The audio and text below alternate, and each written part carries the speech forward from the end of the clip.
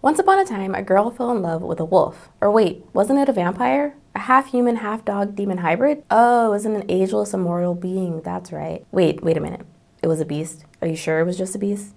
Not a dude that turns into a cat and also a demon creature when it rains? Okay, let me just start over real quick. Once upon a time, a girl fell in love with a beast after he bought her from slavery. Wait a minute, didn't he kidnap her? Anyway, they bonded over being lonely, and since they were the same age, wait, the beast is how old? Ageless? And he's been living for thousands of years? And the girl is how old? 15? Okay, never mind. I give up, cut it, I'm done.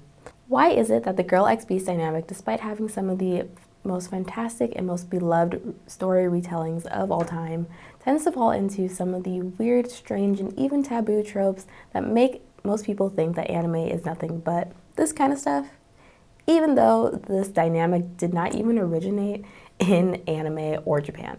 Welcome anime friends. If you're new here, hi, my name is Phoenix, and today we'll be diving into the weird world of Girl X Beast romances to explore the possible issues in the tale as old as time plot structure, as well as determine what still sets these series apart and makes them kind of one of the most dynamic of the romance anime medium. But before we continue though, there is one rule you must follow. Make sure to grab your cup because it's time to spill the anime tea. Despite how often it shows up in some of your favorite anime and manga series, the Beauty X Beast dynamic did not originate in Japan. I mean, most Americans probably know this because we have, Disney's version of Beauty and the Beast. But even before that story, long before, like literally probably millennia ago, there were stories of Beauty and the Beast being told. One of the oldest possible examples is the story of Cupid and Psyche, which is an ancient Roman retelling that was put into a collection of stories known as Metamorphosis. Also, it's known as the Golden Ass, which I just wanted to say for some reason. The story follows a divinely beautiful girl, human girl, named Psyche, who incurs the wrath and jealousy of the gods because people are beginning to worship and idolize her, though she is just human. This leads to her family basically sacrificing her to the gods because she can't get married, and that's the equivalent of her needing to die.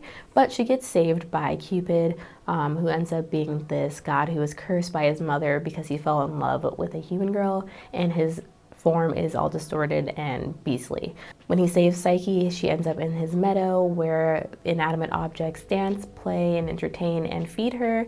And at night, all she has to do is go in her room, and Cupid visits her in the middle of the night, and he doesn't want her to see him because of his beastly form, but they ended up having a, I guess, happy relationship. Again, this is all the Spark Notes version. You can look deeper into the story, and ancient Roman stories tend to be like told in many different ways and from many different angles.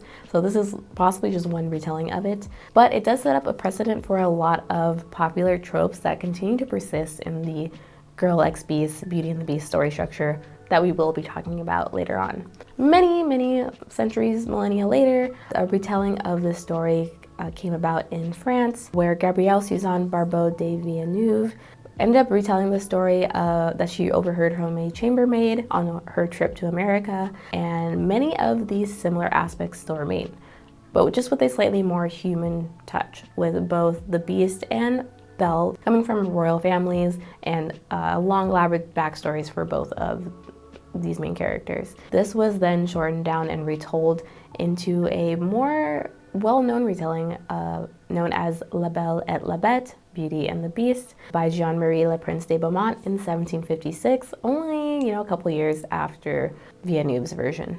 Arguably, La Belle et la Bête ended up being the most popular retelling that continued to influence the retellings of Beauty and the Beast in films and movies, shows, and books from then on.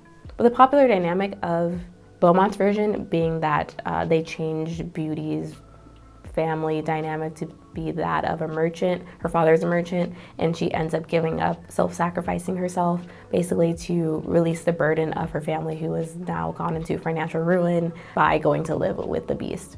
And this sets up a precedent, a character trait really for Belle, for Beauty's character, in that she often is overly polite, self-sacrificing, and very kind, which were popular traits for young girls at that time in France at the time of this retelling. Of course, all of these later inspired what we now know today, the most modern popular retelling of the story, Beauty and the Beast, the Disney film in 1991, where we still get a self-sacrificing yet also headstrong and kind of braver Belle or Beauty character. Similar to Beaumont's version, has a father who's a merchant. He ends up wandering into the woods and gets kidnapped by the Beast for trespassing.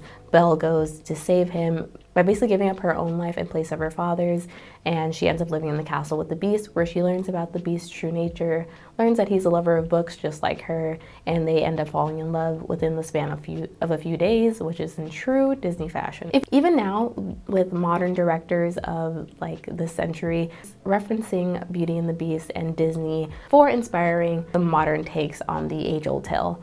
For example, Mamoru Hosoda credited Disney's Beauty and the Beast as being the main inspiration for his retelling of the story with his movie Belle. I actually made a really in-depth review about it. If you want to see that, it's going to be up here, where he explores a young girl and her journey through basically what the equivalent of the metaverse by finding connection and overcoming trauma through an online virtual reality world. Even though Hosoda says that he was inspired by Beauty and the Beast specifically for Belle, I think his inspiration came a little bit before that in other movies that he's directed as well, including Wolf Children, which is kind of a similar take with a girl falling in love with this wolf who ends up getting killed, and in his wake he left her with two young children who happen to be half human and half wolf, and she has to figure out how to help them live a normal life or choose what is normal to them. These are examples of how the Beauty and the Beast structure has changed and grown and become more dynamic as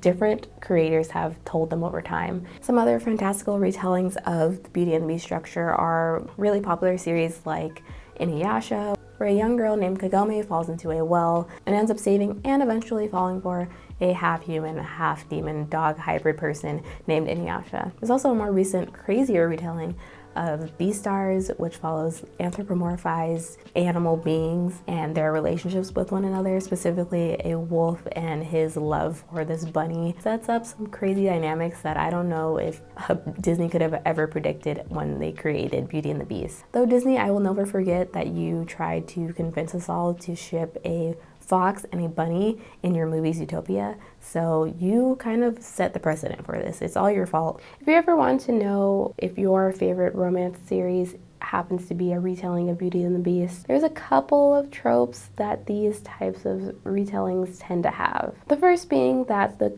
kind, good girl tames the beastly character. A good girl, in the sense that I'm using it, tends to be an overly polite and kind girl who is also self-sacrificing usually.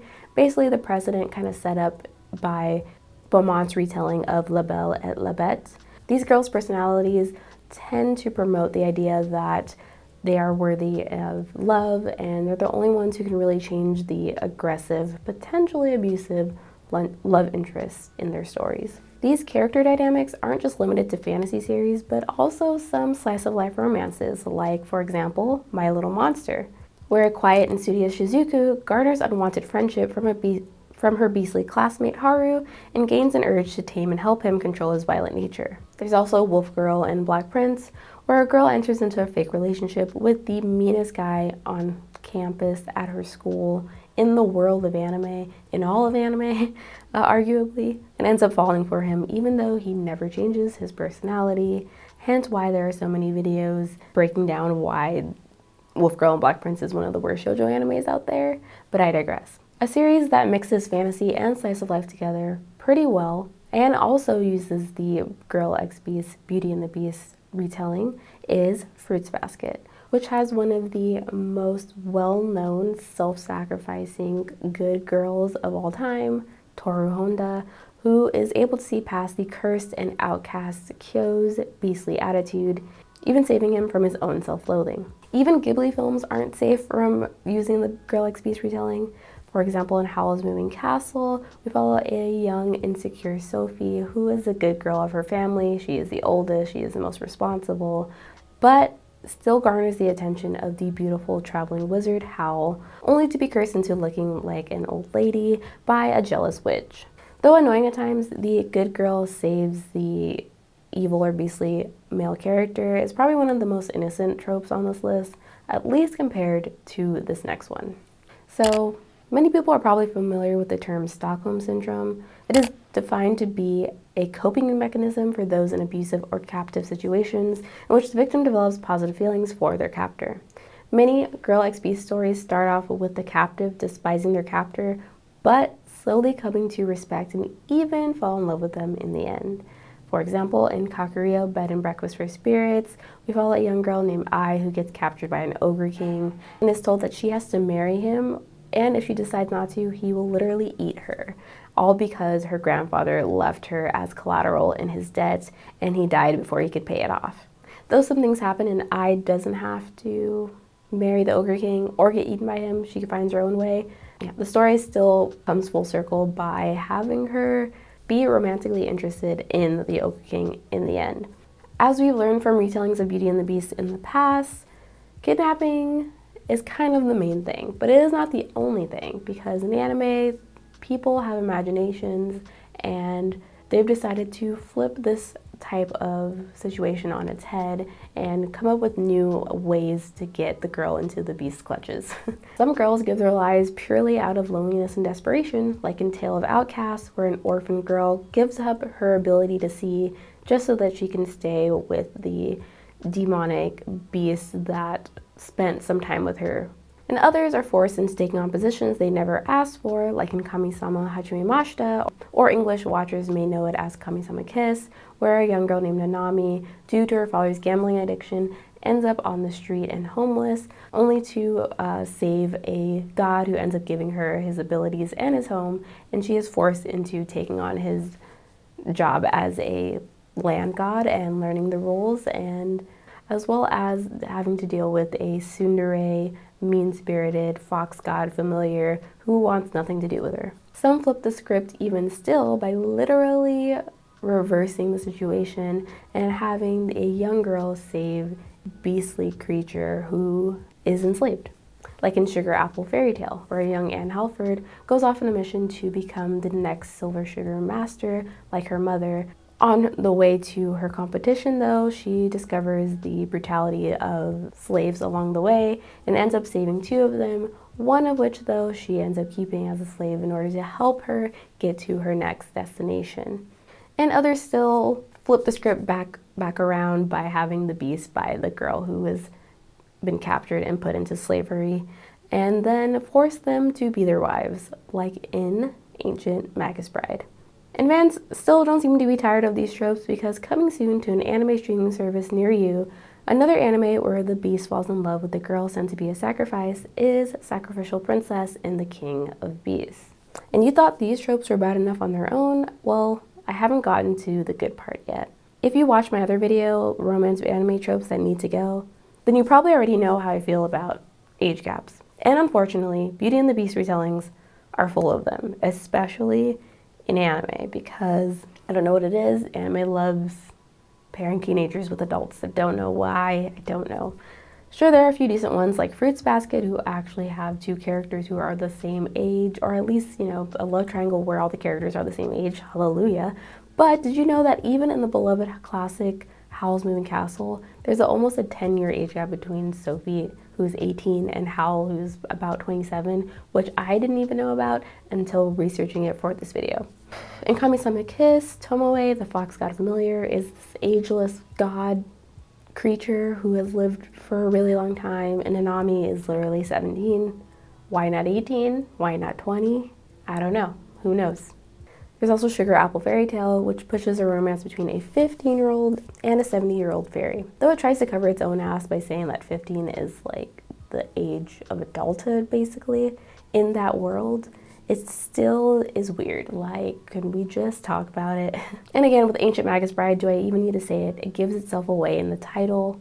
Elias is ancient, and he's marrying a 16-year-old girl named Chisei. Like, that's what it is. But before you click off this video and say that I don't really understand what escapism is and that I take everything too seriously, I have one confession to make. I freaking love every single one of these series that I mentioned on this video today.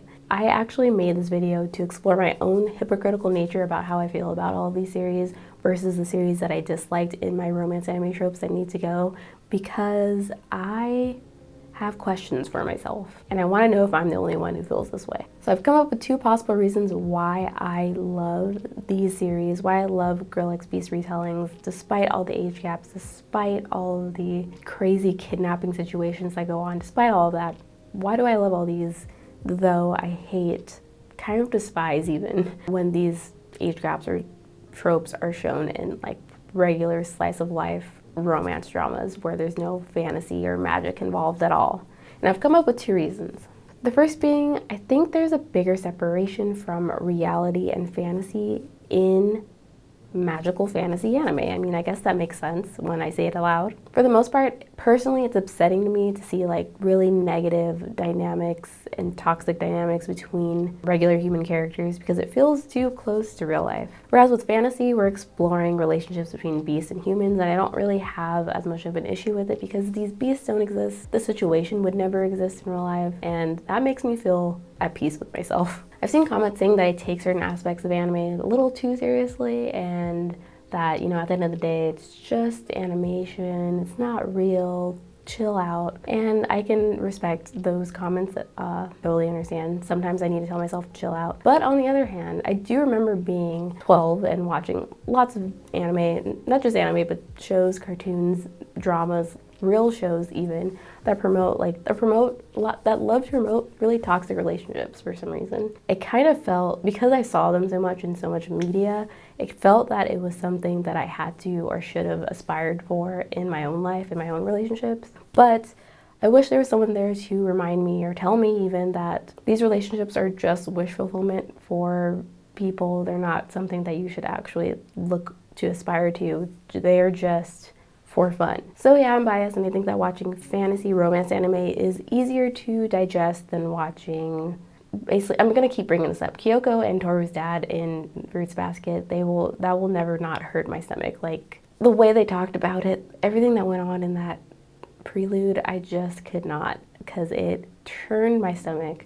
On the other hand though, I freaking love Elias and Chise and Ancient Magus Bride, and I will never not stop loving them. And I think it's because it's a fantasy and I can actually separate it from reality. I also think that the point that people make that it's just animation, it's just a cartoon, it's just drawings, it's not real, probably would have worked prior the 21st century. But in the past few decades, kids have been growing up watching cartoons and animations and all kinds of things that also provide valuable lessons about life and growing up. I don't think it's really that hard to internalize these messages that we're getting even through animated mediums. And some of us, like me, need a little bit of extra separation to feel comfortable with like truly falling into escapism and just enjoying a show for what it is. Or maybe this is all an excuse so I can validate my own love and obsession with white-haired characters with dog ears that also happen to be really attractive. I don't know, maybe that's it and I'm just in denial. But an undeniable fact about the Girl X Beast stories that makes them stand out from other romance series is the fact that many of the stories have well-written female main characters. I don't know if it's the fact that just writing fantasy gives creators more room to think outside of the box when it comes to female characters or what, because every time I've seen a fantasy romance retelling of Beauty and the Beast, it has always had a really powerful, likable main girl character in it. And this is something that, you know, it's hard to find if you're looking only in shonen because they don't really exist. In shoujo it does exist, but usually if it's shoujo romance in particular, you're gonna see it alongside the growth and you're gonna see it as a pair. Usually it's the relationship between the two characters who are falling in love. In Beauty and the Beast retellings, it's almost always like the main girl character is the most important aspect first and foremost, and then in the background or secondary or on the sideline is their fact that they're in a romantic relationship. Like from the beginning, from the very first episodes, we are thrown into these young girls' lives and we get to see their struggles, their motivations, and everything that we really need to get to know them First example, best example is Ancient Magus Bride, which sets up a questionable scenario with Elias and Chisei for sure. Like, that is definitely something that should be addressed. But the story uses that as a catalyst, I think, to draw attention, but that's not the main focus of the show as it continues on. The rest of the series is actually spent exploring Chisei's emotional growth, trauma, understanding of herself, confidence in her abilities, and so much more, with Elias kind of acting as the grounding force to remind her of her own worth and her own ability from a sideline or from the background. For the most part, it's Chisei's story, and that's what the title is kind of trying to tell us in a kind of subtle kind of way. It's Ancient Magus Bride. Yes, the Ancient Magus is in there, but we're focused on the bride, which is Chisei. Then there's Sugar Apple Fairy Tale, which has the young girl and the slave that she buys. Anne is a naive girl, yes, and she has a lot of learning to do. But what happens in the story? She actually learns some things. She steps out of her little bubble of a world where her mother has passed, and she's trying to accomplish her dreams and follow in her mother's footsteps. And she goes out in the world and sees like the wrongs that are done against the fairies and how her upbringing has kind of prepared her to try to fight back against the fact that the fairies are discriminated against. She internalizes that in her art as she continues to go on her adventure. And there's Howl's Moving Castle, which, you know, I can't give Ghibli entirely all the credit because they're not the ones who came up with the original story.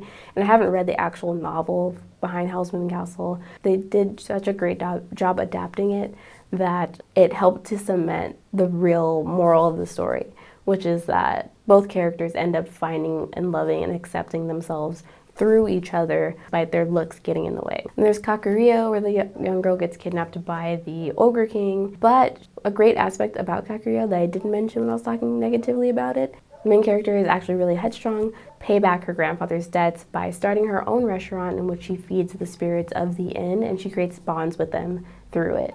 Fruits Basket is probably one of the greatest examples of like a really strong female protagonist because Toru from the beginning might seem like the girl who's self-sacrificing. Like, a lot of people didn't like her character when the reboot came out because they're like, oh, she's just another girl she's unrealistic. But in the end, we find out that she actually has motivations and she wants to be selfish and she doesn't actually want to be how she is.